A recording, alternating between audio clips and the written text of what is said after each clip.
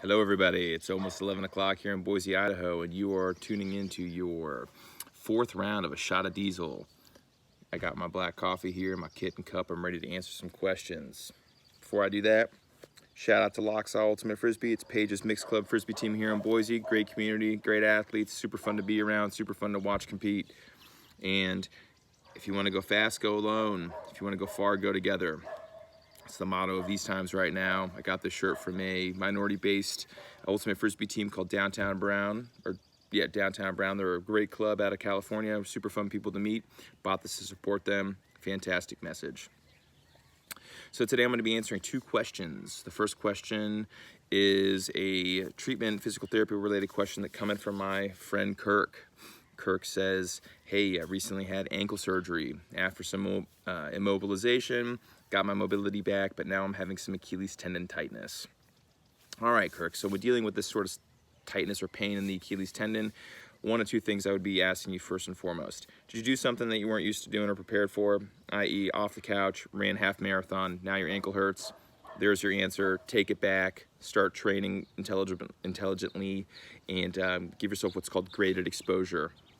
Train for something, but you're gonna also be able to use these tips coming up for the second scenario.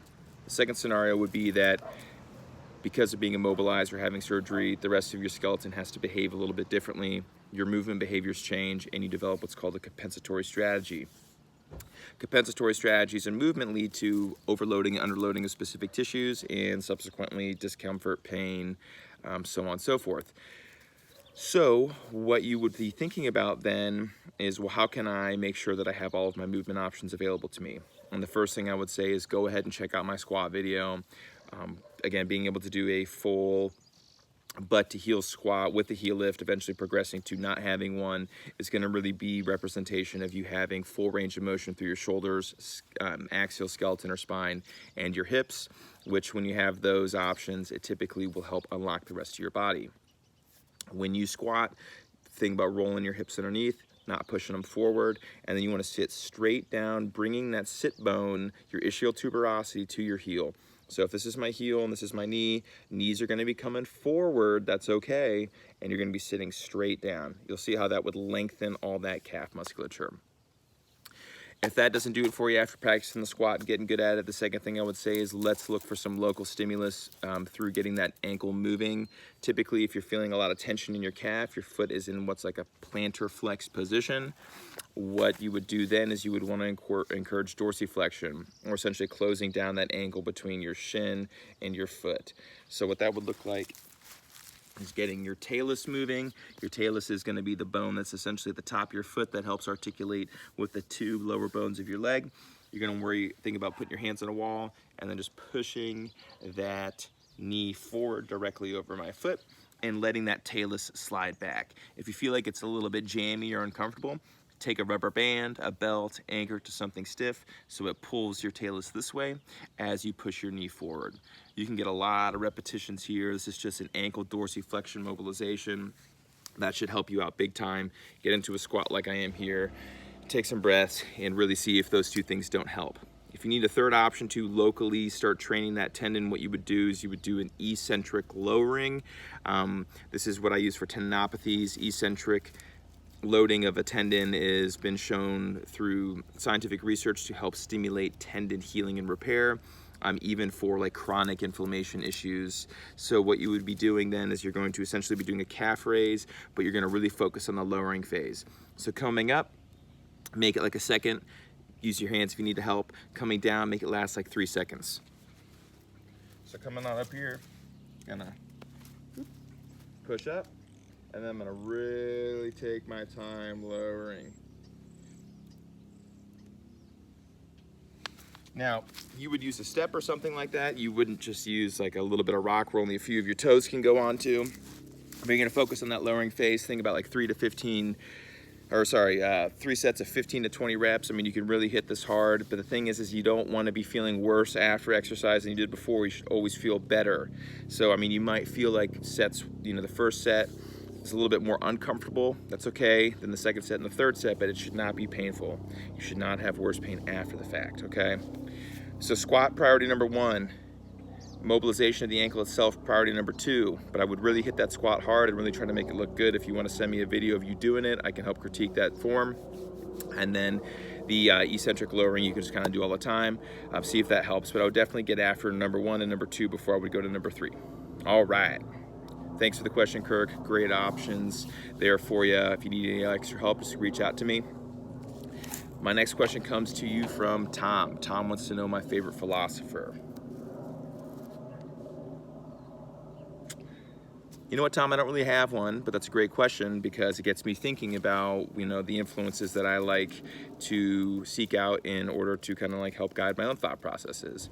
And to kind of give you an answer is that, you know, through meditation, I've kind of come to understand myself a little bit better, how I think, some of my patterns of thinking and reasoning and emotions as well. And I have really sought out a variety of thinkers to kind of complement and help temper my sometimes robust personality traits. One of those people would be then Marcus Aurelius, the last of the 5 good Roman emperors. He was a Stoic, and Stoics essentially believe that we can't control our environment, but we can control our reactions to them, which I find to be pretty positive and powerful because, again, ultimately a lot of life is out of our decisions as far as what's going on around us, but how we react to them we can control, at least to some degree. I like this because he also puts forth the 5 daily habits. You can look those up online, but they typically are, I'm just gonna name a few of them: exercising daily, meditating daily, journaling daily, and like looking at yourself from a third person perspective. So essentially, how do you perceive yourself objectively, or how would someone else perceive you?